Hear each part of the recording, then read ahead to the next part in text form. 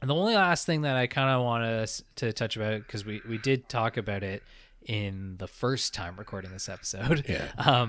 is just, and I don't want to go too crazy with it because I know it can be it can spiral into a lot of other things. It's probably very much so what you and I have already discussed for our kind of part 2 or season 2 of the podcast, when we kind of look at how do we, or what kind of a world do we want to live in, so to speak. But it is a crazy thing that we find ourselves in nowadays. So you had already kind of touched upon it, that in the news and in politics right now, there's huge conversations around housing and interest rates and all these different things of the cost of living being so expensive, right? Yeah. And obviously we started the episode saying that housing in particular is probably one of the larger costs of living expenses that we all deal with. Yeah. Excuse me.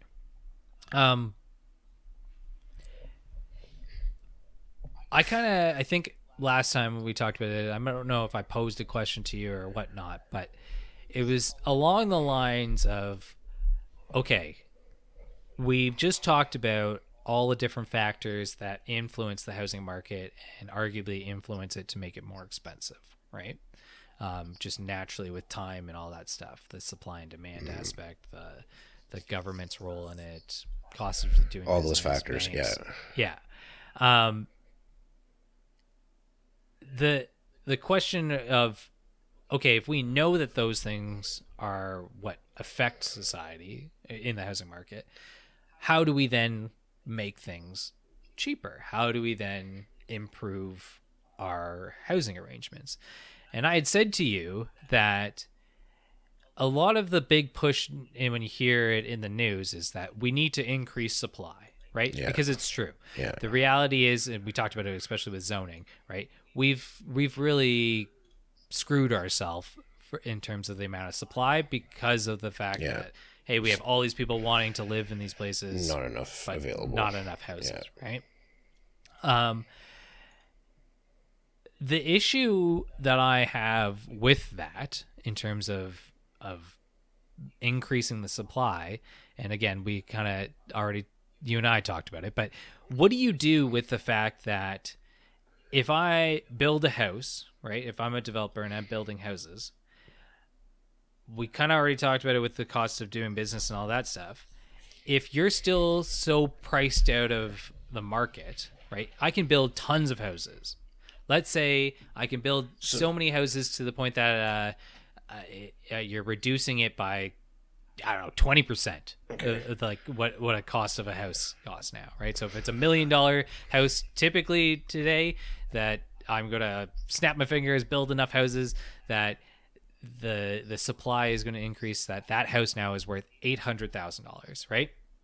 So one, we kind of talked about it with the whole renting thing, that it's right now you've said, and I think that you have a normal enough salary that you're living, relatively speaking, not maybe exactly this, but relatively paycheck to paycheck. Is that fair? Yeah.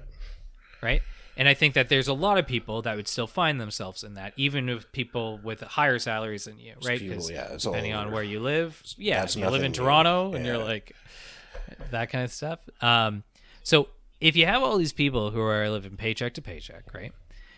Obviously, even if I reduce that house by 20%, the ability to have a down payment is next to impossible when you aren't. You still not saving it's money, not going to help anything, right? Yeah. Yeah.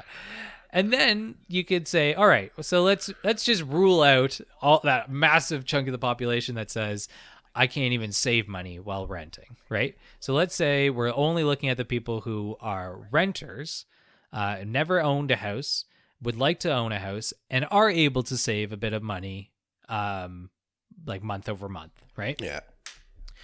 Maybe they're on the ramen diet, or I don't know, whatever, yeah. right? Whatever the reason they were able to do it.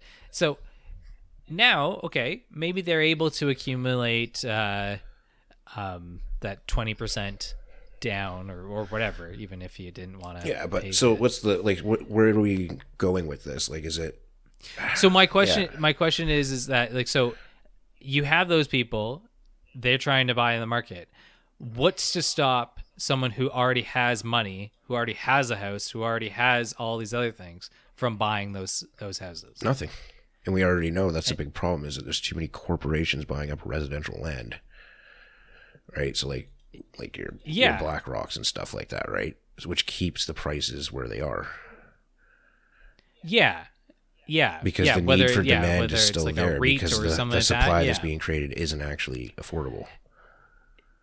yeah, and I guess yeah. So I guess yeah. You're already.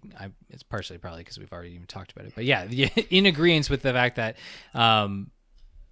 there really is not a solution to the housing problem. No, not without, you have to, there's so many barriers you'd have to, like, first of all, the first thing you'd have to do is, yeah, I don't even know where you'd start, because first thing you have to do is give people more money. I think though you couldn't even do that though, because Yeah. unless you're saying, are you giving money only to like Well, that's the thing, the right? Like, bottom where do you half? start to determine that? Like, you have to do like a different kind of census almost, Yeah, right? but then I Like, think if you gave people more money, then that would just increase demand. demand. Yeah. Yeah, and then you there then would also have right. You would essentially, which I don't think anyone really wants, relatively speaking to how our societies currently work, at least. You would have to make it illegal to own more than one house. Yeah. That no person is allowed to be a landlord, and on top of that, no business, like the business of being a landlord, is not an actual business. You would have to say that it is so much of a necessity, like a human Yeah, but that, good. yeah, I see. But yeah, that's what you. That's Slippery slope. It's, Oh, yeah. well, it's not even that too. Just Right? like to where to even start with it is like, that's a massive conversation on its own. Of like, Oh, where do you even begin to like apply the change and how? I would make the argument though, as much as like that is where you would have to do it, and that's why I'm saying to you is that I don't think you actually could change it. Not in the current state, Be- no. because you couldn't have a society that is a capitalist society that says it's okay to make money, that it's okay to uh, invest in and profit and all those What's different that factors, movie? right? Because Like Big you can Short. ignore all Yeah. the like government nonsense and whatever, right? At the end of the day, we are in a situation where there are people that have more than others, and Well, it's not even people. because It's like companies. yeah, but I would make the like so. Yes, companies obviously are going to be a big factor, but the reality is that like if I wanted to buy a second property, I could do that way easier than you could ever. Yeah, do that, yeah. There's a seat. Like, yeah, it's once right? you're in Like that ceiling, it's fine. I Yeah. have a house, so then I can like leverage my own house. Yeah.